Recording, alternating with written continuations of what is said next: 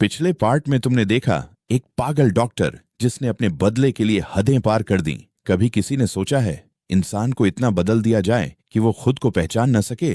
तपती धूप में एक औरत बिस्तर पर चुपचाप लेटी है। उसकी त्वचा पर दर्द का कोई निशान नहीं, पसीने की एक बूंद भी नहीं। डॉक्टर उसे गौर से देखता है, अपने प्रयोग से पूरी तरह संतुष्ट। लेकिन ये औरत हमेशा से औरत नहीं थी। कुछ समय पहले तक वो एक मर्द था, वही आदमी जिसने डॉक्टर की जिंदगी तबाह कर दी थी। उस रात आग लगी थी और उसी के साथ डॉक्टर की दुनिया भी राख हो गई। उसकी पत्नी किसी और मर्द के साथ भाग गई थी, लेकिन रास्ते में एक हादसे ने सब कुछ बदल दिया।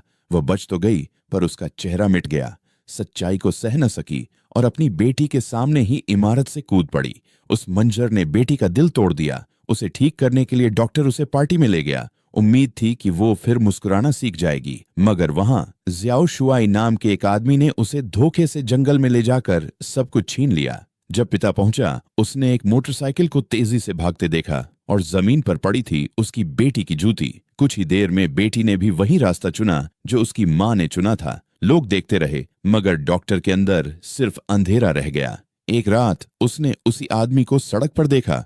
उसने कार मोड़ी, जोरदार टक्कर मारी और फिर सन्नाटा छा गया। वो आदमी बेहोश पड़ा था और डॉक्टर का बदला शुरू हो चुका था। जब होश आया, उसने खुद को जंजीरों में कैद पाया। डॉक्टर उसे नहलाता, खाना खिलाता, जैसे कोई कैदी नहीं बल्कि कोई प्रयोग हो। लेकिन हर दया के पीछे छिपा था एक और जड़। दिन बीतते गए और